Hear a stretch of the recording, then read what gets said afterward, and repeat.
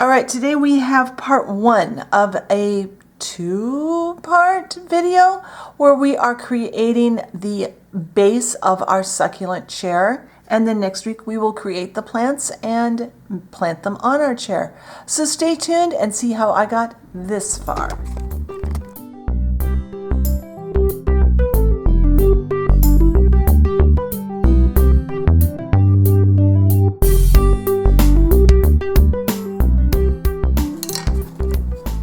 All right, so the first step in our project is to pick a chair, and you want a chair that's as far from perfect as possible. This one is one I picked up at Dollar Tree. I'll talk more about it on the blog post. But basically, I picked up a bunch of Dollhouse furniture from Dollar Tree a couple of years ago, and this was in there, and this is so crooked, I never went back and used it because the back isn't put on straight, the legs are crooked, everything about this thing is messed up. But for today's project, it's probably perfect because this is what you use for these in real life. So my first step is going to be coating this with a coat of white paint and getting a nice white base. And then when the white base is painted and dried, I'll come back and we'll put a coat of another color of paint on here so that we can age it back so we can see both. So we'll be able to see a multitude of colors. We'll be able to see some of our original wood, we'll be able to see some of the white paint, and we'll see some of the paint that is coating the whole thing. So when I get this painted white and it's dry, I'll come back and we can move on to our color coat. All right, my white paint is dried, and I put 2 coats on most of the chair. I may have missed a few spots, but that's okay because basically I just wanted a base that I can sand back to. I decided to make mine kind of a bright blue. I saw one of these online that was bright blue and I thought it was really pretty. And I just happened to have this color, which is Anita's in bright blue, and I thought it was a pretty good match. Now I'm not going to put a really thorough coat on. And we can basically ignore this part of the seat. If you don't want to mess with that, you don't have to. So I'm going to put on just 1 coat of this blue. I probably will paint the seat just because I don't know where I'm going to cover up to. But we'll talk about that in a little bit. But if you miss some spots, it's perfectly all right on this paint job. It doesn't matter. So I'm going to make this chair blue, like I said, 1 coat. And when that's dry, I'll come back, because it will have to be completely dry. I'll come back and we'll do some aging to this. So I'll see you then. All right, my blue paint is dry, and like you can see, I didn't cover it completely because we're going to sand away some of this. I tried to make sure I had paint in the spots that would not get worn, but in the places like here where it'll be a high wear area, I didn't worry about it too much. So let's start at the bottom.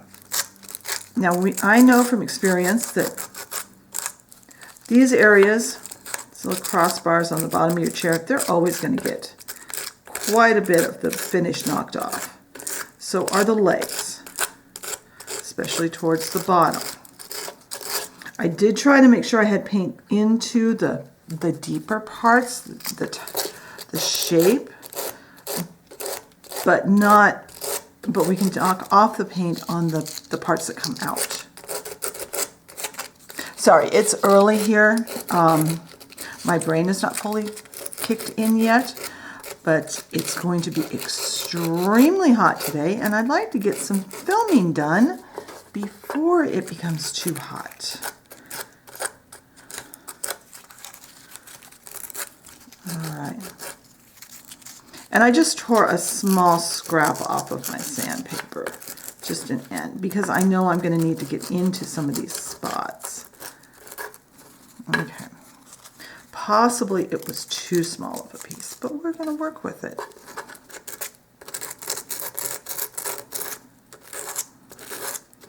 Now those edges around the seat, those definitely will get a lot more wear than some of the other spots.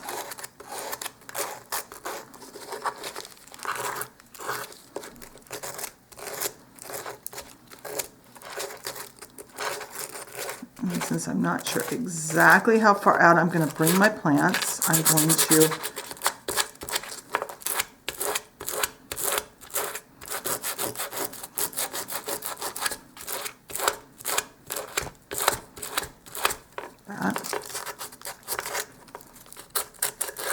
let me get a little bit bigger piece of sandpaper torn off of that. Where's the piece I tore?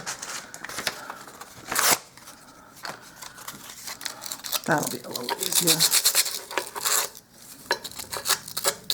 Now this back on this chair is really thick, so we are going to be covering that a bit. I'm kind of combining ideas from several of these succulent chairs that I saw online to make the one that has some of the features I liked on several. But this just looks like a fun one.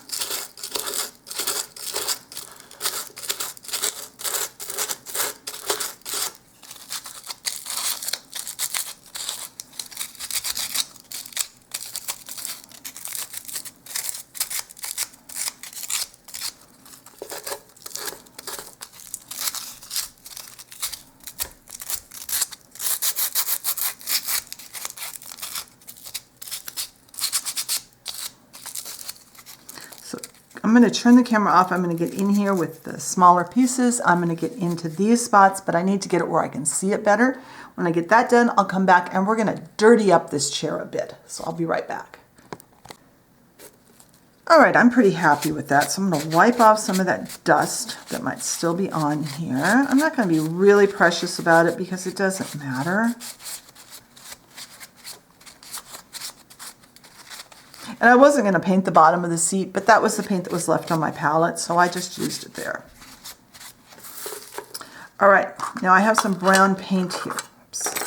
This is just this stuff. Any brown, kind of medium brown paint will work. And I'm going to use a Q-tip. In fact, I'm going to use 2. Now, some of these areas will not show when we're done, but I want to get these areas dirtied up just in case they do show. Cleaned Q-tip.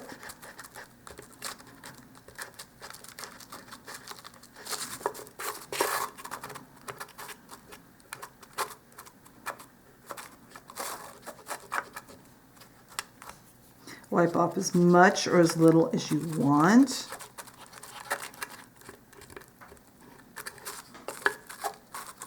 Didn't really want to get that clear up there, so let's see if we can wipe it off. Oh, that looks good. I actually like how that stains some of that. Let's get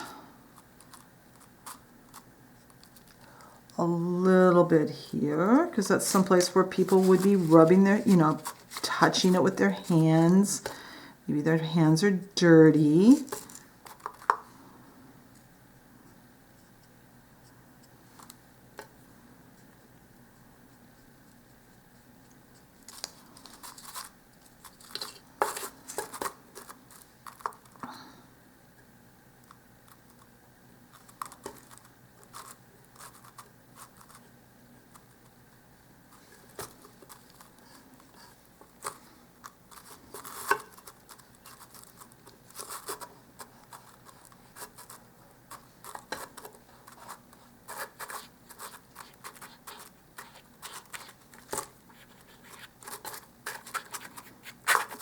You can put, like I said, as much or as little of this step, of each step as you want. But my goal is to make a chair that looks like it's really old and really beat up, because you wouldn't use a good chair for this project in real life. You would use a pretty nasty one. Get these legs kind of dirtied up.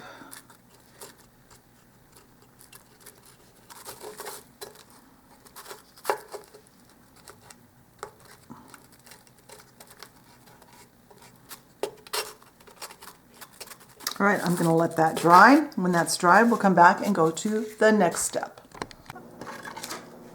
All right, that's had a couple of minutes. So now I've got just some matte Mod Podge out here on this palette, and I'm going to go ahead and give the chair a coat of matte Mod Podge, mainly just so that this doesn't go any further. I've got it where I want it. We may stain over this as we're painting other things on here, but this way I know I'm not going to lose what I've already got. So I'm going to get this all Mod Podge, the whole thing. And then when this dries, we can start making an area for plants to live. So I'll be right back. All right, now that my Mod Podge is dry, most of the chairs I saw online, I've been kind of watching videos on how to create these in real life to know how to make a miniature one. And the ones I liked the best, they had a hole through the seat, whether they took off a seat that was, you know, like a two-piece seat, or they cut a hole. And then they had like chicken wire coming down, and it contained usually one of those liner things and then the potting soil inside of that. So to replicate the bottom part, because we don't need a hole in our chair, we don't need that. I've got this foam, and this foam is big enough that I can kind of set it in there. I think I can do, okay. I'm going to kind of play around with this and make a, first get a base size that will fit in, maybe go this way. Ooh, yeah, go that way. All right, that's a good size. And that'll slide in there really nicely. So now I'm going to,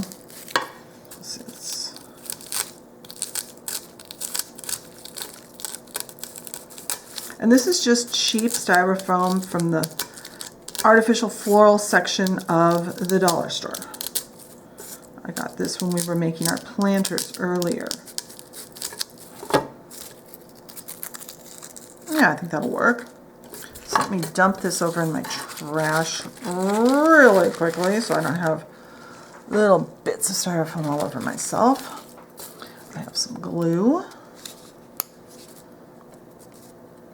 We're going to cover this in what is going to replicate, hopefully, the texture of chicken wire. And that is, I've got one of these bags that garlic came in. You know, when you buy the package, usually three heads of garlic?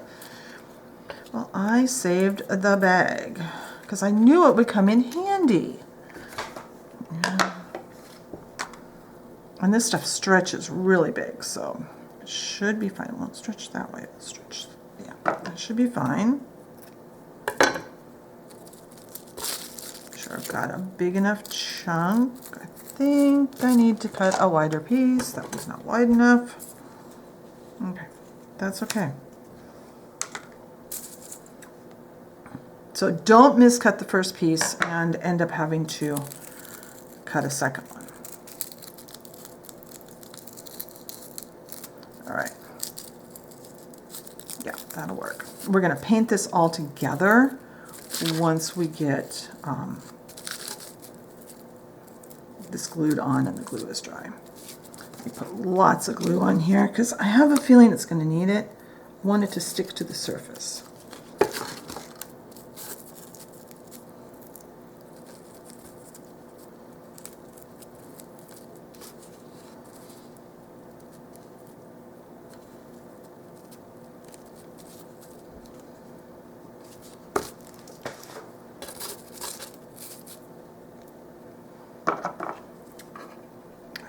Are going to shake. Awesome.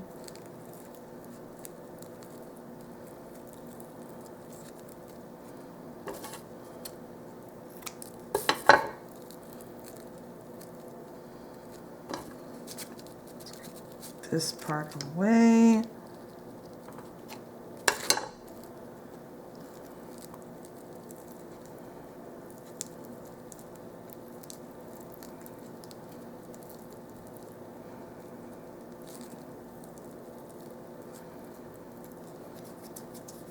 And I think what I'm going to do, I'm going to put more glue on here.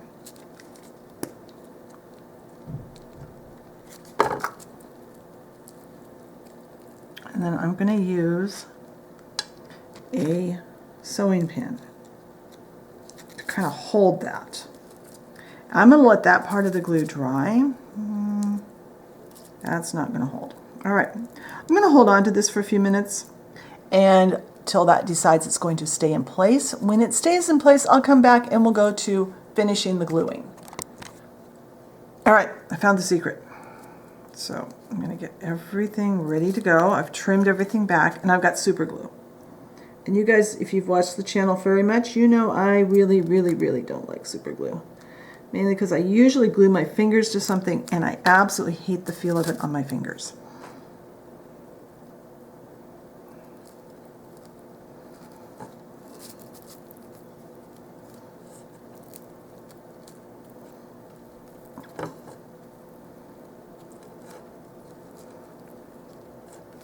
So I'm going to fight with this off camera. I'm going to get the last little part glued up here.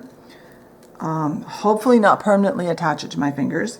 And when this glue dries out a bit, I'll come back and we will paint this. So I'll see you then. All right, I used the super glue and I got this put in as good as I could, and it's fine. It will be covered up. I'm going to put a toothpick in this because even though my glue is not completely dry, I'm going to rush this part of the project a little bit, mainly because we're expecting temperatures to be really, really, really hot today, and if it gets too hot in my apartment, I'm not going to want to be filming later today. So I'm going to try and get as much done before it gets hot. And I'm going to paint this. I probably should have painted that green foam before I put the netting on, but I'll get the paint in there. This is a rather stiff brush. I'm just going to coat this entire thing. I'm going to go down around. I don't have to coat this entire side. I just want to wrap the color around so that so no white or green shows when we glue it to the bottom of the chair. So I'm going to go ahead, turn the camera off, get this painted as best I can, and let it dry. When this is dry, I'll come back and we'll glue it to the bottom of the chair to look like that bag of soil. So I'll be right back. All right, this is pretty dry, and I am going to glue it to the bottom of the chair. So let's first kind of fit it in there. It's still got a little bit of wet paint, but like I said earlier, I need to get done before it gets too hot in here. So I'm going to put it right in here. That definitely has some wet paint still. That's okay. I will clean up off camera. Now I'm using Shoe Goop because I still cannot find my almost full tube of E6000 that I put somewhere in the other room in a place where I'd, quote, be able to find it easily, unquote. So we'll see if I have to buy a new one in order to find the one I already have. But this should work just fine, and I tested it on both materials I used earlier, and nothing seems to be going bad. I'm going in from this side because this side seems to be a little bit bigger. Okay. Now, I am going to clean up, I am going to get set up, and we are going to start making a moss sheet, and I'll talk to you about that in just a sec. All right, so I measured my chair, and I have misplaced my little ruler, so I'm using my big one. Several of these chairs I saw had what appeared to be a sheet of moss kind of hanging over the back of the chair, and I thought that would not only look really cool, it'll kind of disguise this a little bit. It'll look more like it's moss and not, hopefully, detract from the fact that that is so thick. So I have decided I'm going to make mine. I'm going to measure to about 3/4 of an inch wide. So it'll be about the same width as these center narrower bars. And I'm going to go 2 inches long because 2 inches long will go from there down. I can go to the seat, or I can put it over across the back a little bit to give a place for it to grip on. And what I've got is a piece of fabric. This is just muslin. This is the same fabric we were using back when we were doing the garden flags for the dollhouse. So I've got some of that. I just tore a small piece. I've got a pencil. I'm going to draw some lines, and I might have to do this off camera to get it straight. see how well this works on camera. We're going to cut away the extra when we get done. So I'm not going to worry about extra lines right now. So 3/4 of an inch wide.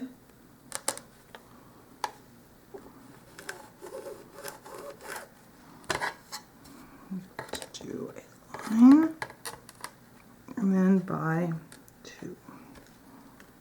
And if it's not perfectly straight, that's okay too, because this is supposed to be a sheet of moss, which I am assuming would not necessarily be perfectly straight in real life. Now, if you have something that looks like moss texture in your stash, feel free to use that. I don't have any right now, but what I do have, this fabric, some Mod Podge. I'm going to use this one because it's a little more full. I'm going to brush that on, and I've got this bag.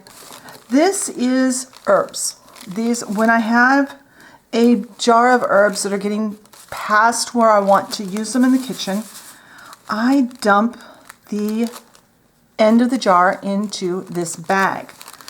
It doesn't matter that they're all faded. We're going to paint this. This is just so that we'll have a texture that looks like moss. So I'm going to use a paintbrush. I'm going to stay inside that line that I drew.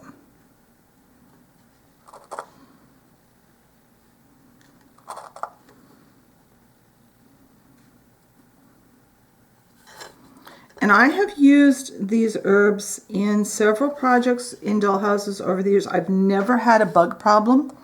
Even where I live now, where there is incredible bug issues, I've never had an issue with bugs getting into it. So I'm putting a pretty thick coat on. I would have used tacky glue, but I didn't think I'd be able to brush it out. So I decided to use the Mod Podge. And what finish the Mod Podge is doesn't matter on this. And I should have gotten a piece of paper. That'll work. I'm going to put something under it so I can have the, I can gather the leaves back up and put them back in the bag when I'm done. Anything extra. Sprinkle them on really generously.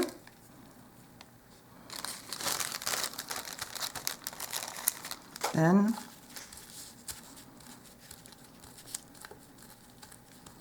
push it down, and I'm going to let this dry. When this Mod Podge is dry, I'll come back and we'll go to the next step. All right, I'm going to cross my fingers that this glue is dry enough to work right now. I'm going to dump off the extra, kind of pop it from the back. And since I did that on paper, there. Now, that can go back in my drawer. So let's move this over here. Now we have the bases for our moss mat. And what I'm going to do is get out another container that I can use the back of. And I've got 4 colors of green paint here. This one is Ceramicoat in forest green. And the colors, you don't have to have the same exact colors. We're just going to add a mottled green color. You know how I like to do this. I do this technique quite often on different things. Oh, I forgot to tell you what those colors were. This is Folk Art Multi-Surface in bright green. This one was Apple Barrel Gloss in spring green. And this one is Ceramicoat in leaf green.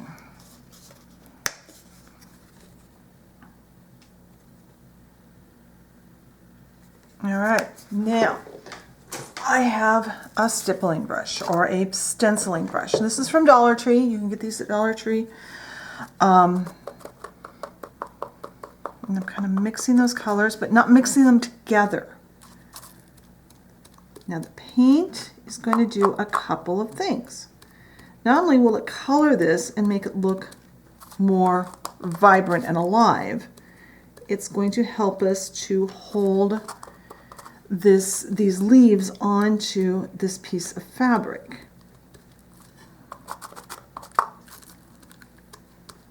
And you can use whatever colors of green paint you've got. You do push in really hard to kind of get this down in. And you may lose a few of your leaves. A few of those herb leaves may come up with the paint, with the brush. That's okay. There's still a lot on there. So I'm going to turn the camera off. I'm going to make sure I have this completely covered. And then I'm going to let this green paint dry. When it's dry, I'll come back.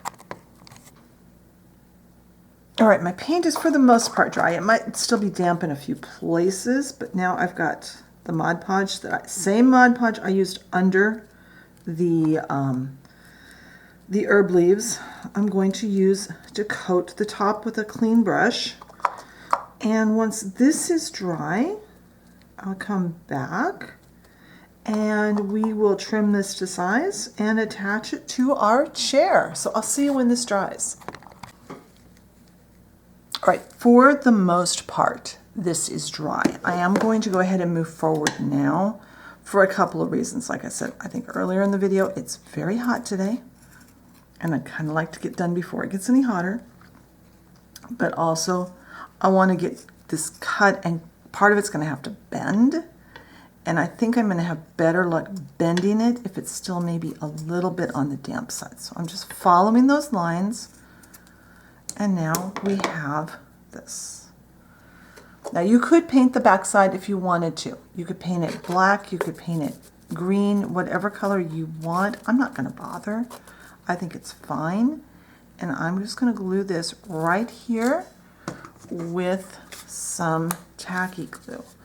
Put some tacky glue right here and right here. And I don't think I need it to go over the back because I think it's going to land just exactly where I want it to. Kind of center it. Put all the way to the back. And I'm going to let this glue dry, and then I think that's all we're going to do this week. So let me let the glue dry a bit, and then we'll come back and we'll talk about what we've got done and what we're going to do next week. So I'll see you then. All right, this is how far we're going to get today. Number one, I'm not sure how long the video's already at, but I want to spend some time creating some plants to put on the seat of, or in the seat of this chair. And I want to be able to not have to rush for those or make the video horrifically long. And as I've probably said too many times today, we're under a heat warning today, and it's going to get incredibly hot in here any moment.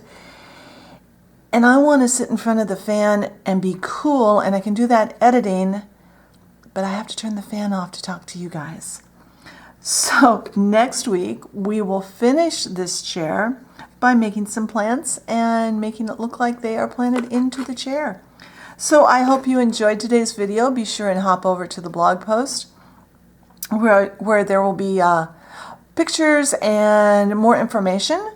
If you enjoyed today's video, be sure and hit the like button. Leave me a comment. What kinds of things would you like to see in future videos? If you enjoy my content and haven't subscribed, hit that subscription button and the notification bell so you know when I put up my next video. Thank you very much for watching today, and I will talk to you next time. Bye.